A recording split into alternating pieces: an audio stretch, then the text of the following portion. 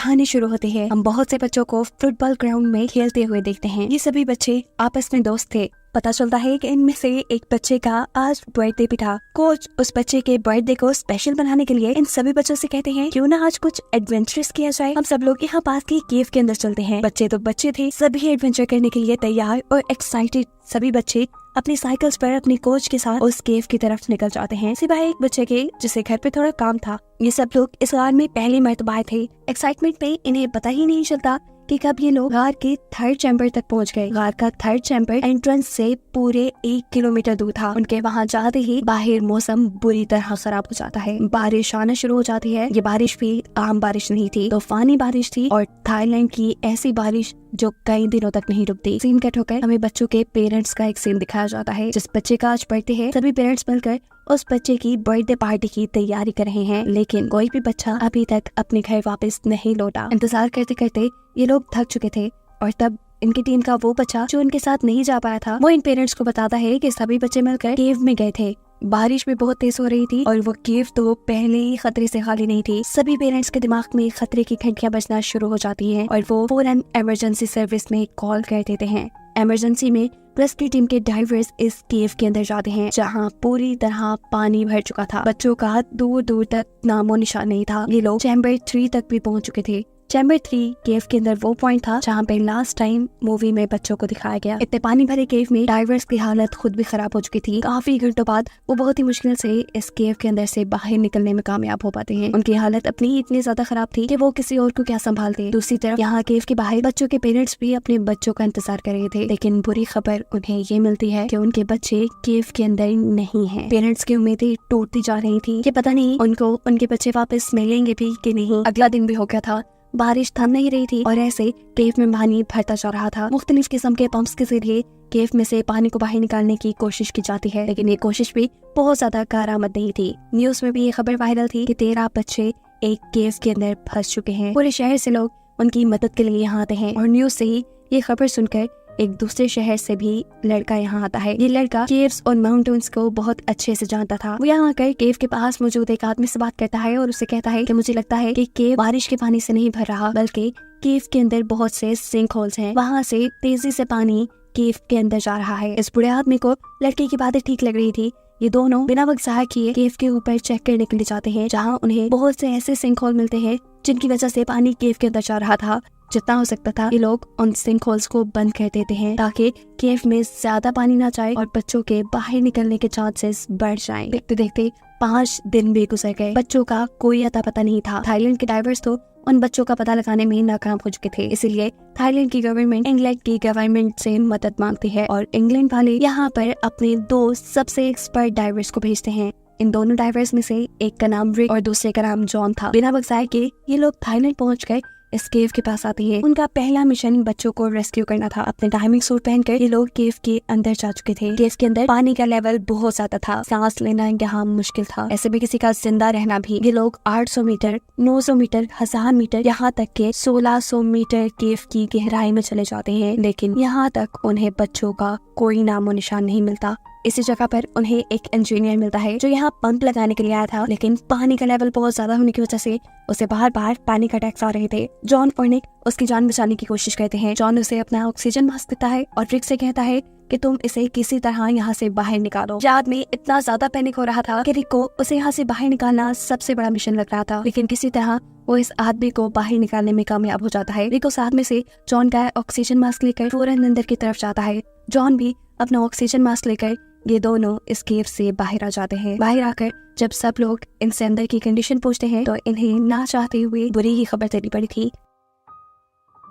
कि 1600 मीटर दूर तक इन्हें बच्चों का कोई नामो निशान नहीं मिला। हो सकता है कि बच्चे इससे भी दूर निकल गए हों, या ये भी हो सकता है कि बच्चे मर गए हों, लेकिन बच्चों की लाशें भी वहाँ नहीं है। बच्चों को अंदर फंसे 7 दिन गुजर चुके थे। डाइवर्स भी हाथ पे हाथ रख के नहीं बैठ सकते थे। ये लोग फैसला करते हैं कि ये 1600 मीटर आगे जाकर बच्चों को चेक करेंगे, लेकिन मसला था केव में लगातार बढ़ता हुआ पानी। ऐसे में इन्हें बारिश के थमने का इंतजार करना था। ऐसे में इनकी मुश्किल आसान करने के लिए यहाँ एंट्री करता है वही लड़का जिसने पहले केव के सिंक होल बंद किए थे। वो यहाँ गवर्नर से मिलता है और उन्हें आइडिया देता है कि हमें केव के पानी का रुख मोड़ देना चाहिए। पानी का रुख मोड़ने की वजह से ये पानी फसलों में जाएगा, ऐसे फसलें तो तबाह हो जाएंगी लेकिन बच्चों को बचाने के चांसेस बढ़ जाएंगे। गवर्नर को भी उनकी बात में दम लग रहा था। वो यहाँ सारे फार्मर्स से मिलते हैं और उनसे इस आइडिया को डिस्कस करते हैं। वो जानते थे कि इससे फार्मर्स का बहुत बड़ा नुकसान होगा लेकिन बच्चे बच जाएंगे। फार्मर्स भी खुद खर्च नहीं थे, 13 बच्चों की जान उनकी इन पैसों से ज्यादा जरूरी थी, इसलिए वो गवर्नर के आइडिया को मान चुके थे। फाइनली अब पानी का बहाव मोड़ दिया जाता है। केव से पानी का लेवल कम होते ही रिक और जॉन दोबारा केव के अंदर बढ़ते हैं। इस मर्तबा उन्होंने 2200 मीटर से ज्यादा सफर तय कर लिया था लेकिन अब भी कोई उम्मीद नहीं थी। वहाँ उन्हें कुछ नहीं मिला। ये लोग पीछे ही मुड़ने वाले थे कि अचानक जॉन को वहाँ एक लाइट जलती दिखाई देती है। ये लाइट एक पतले से रास्ते से आ रही थी। मुश्किल से जॉन उस पतले से रास्ते से दूसरी तरफ जाता है और यहाँ लकीली उसे सारे बच्चे जिंदा मिल जाते हैं। बच्चे सही सलामत थे। रिक और जॉन को ये देखकर बहुत खुशी थी लेकिन भूख से इनका बुरा हाल था। रिक और जॉन अब इन लोगों की वीडियो बनाकर बाहर ले जाते हैं क्योंकि ऐसे विदाउट ऑक्सीजन मास्क वो इन बच्चों को यहाँ से बाहर नहीं निकाल सकते थे। यहाँ जब जॉन इनकी वीडियो बना रहा था तो कोच उस वीडियो में कहता है कि मेरी ही गलती है, मैंने ही बच्चों को इस एडवेंचर करने, लेकिन सारे बच्चे उसकी बात काट देते हैं और कहते हैं कि नहीं, कि कोच ही है जिनकी वजह से हम अभी तक जिंदा हैं। इन्होंने हमें मेडिटेशन करवाई और हमें जिंदा रहने का हौसला दिया, हमारे अंदर उम्मीद जला के रखी कि हम यहाँ से बच निकलेंगे। रिक और जॉन वीडियो बनाने के बाद इन दोनों से कहते हैं कि थोड़ी देर में हमारी बाकी टीम तुम सबको बचाने के लिए यहाँ आ जाएगी, अपनी अपनी हिम्मत बनाए रखना। बाहर आकर ये सभी लोगों को ये खुशखबरी दे देते हैं कि उनके सभी बच्चे जिंदा सलामत थे। वो सबको बच्चों की वीडियो दिखाते हैं जो वीडियो देखकर उन लोगों की जान में जान आई थी। सभी लोग बहुत खुश थे लेकिन दूसरी तरफ रिक और जॉन नहीं, ऐसे जैसे उन्हें किसी गड़बड़ी का अंदाजा हो। वो यहाँ गवर्नर से मिलते हैं और उन्हें बताते हैं कि बच्चे अभी तक अंदर बिल्कुल जिंदा सलामत हैं लेकिन उन्हें वहाँ से निकालना सबसे बड़ा मिशन है। केव की एंट्रेंस में पानी का लेवल बहुत ज्यादा है। ऐसे में जब वो इतना बड़ा इंजीनियर पैनिक हो रहा था तो फिर ये तो छोटे छोटे बच्चे हैं। बच्चों तक रेस्क्यू टीम के जरिए खाना पानी पहुंचा दिया गया था। वहाँ पर डॉक्टर्स भी जा चुके थे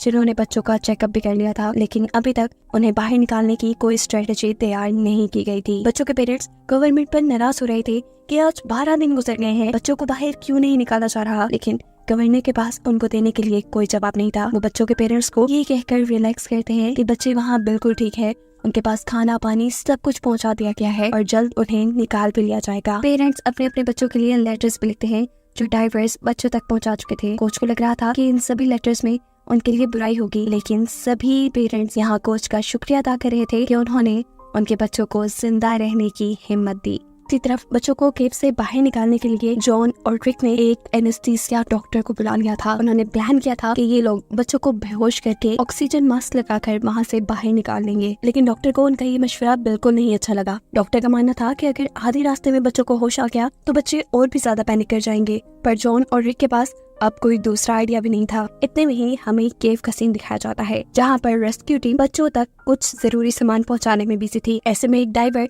जब बच्चों को चीजें देकर वापस आ रहा था तभी उसका पाँव केव में एक रस्सी के अंदर फंस जाता है।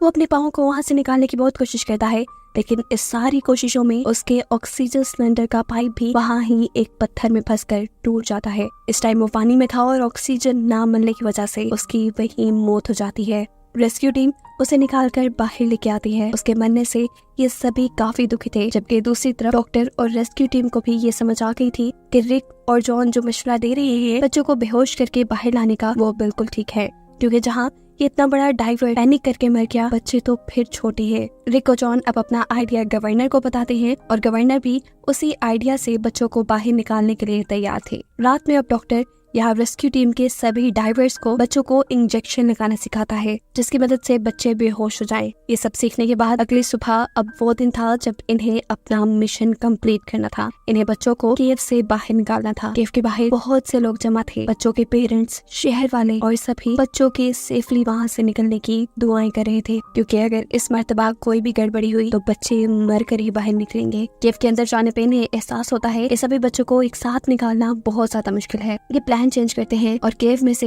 एक वक्त में सिर्फ 4 बच्चों को निकालने का सोचते हैं। एनेस्थीसिया के इंजेक्शन लगाकर बच्चों के हाथ पांव भी इन्होंने बांध दिए थे ताकि अगर रास्ते में उन्हें होश भी आ गया तो वो हाथ पांव मारकर कोई गड़बड़ी पैदा न करे। अब जैसे ही ये लोग बाहर की तरफ निकल रहे थे तब एक बच्चे को होश आ जाता है। उस बच्चे को इन्हें एक एक्स्ट्रा डोज देनी पड़ती है और फिर सभी बच्चों को एक दूसरे के साथ रस्सी से बांधकर बाहर निकाला जाता है। फाइनली अब काफी घंटों की मेहनत के बाद 4 बच्चे सेफली बाहर निकल चुके थे। अपना मिशन सक्सेसफुल होते ही सभी डाइवर्स बहुत खुश थे, साथ ही साथ पेरेंट्स भी। अगले दिन दोबारा 4 बच्चों को लाने का काम शुरू होता है और इसमें भी ये सभी डाइवर्स कामयाब हो जाते हैं, जिसके बाद केव में सिर्फ 5 ही लोग बचे थे, 4 बच्चे और एक कोच। और मुश्किलें दोबारा पैदा हो जाती हैं। बारिश इतनी तेज होती है कि हर जगह पानी भरने लगता है और ऐसे केव में भी दोबारा पानी का लेवल बढ़ जाता है। लेकिन पानी के लेवल बढ़ने की वजह से अपना मिशन रोक देना एक बेवकूफी थी। वक्त के साथ पानी और भी ज्यादा बढ़ जाता, इसीलिए ये लोग अपनी रूटीन के मुताबिक अपना काम शुरू करते हैं और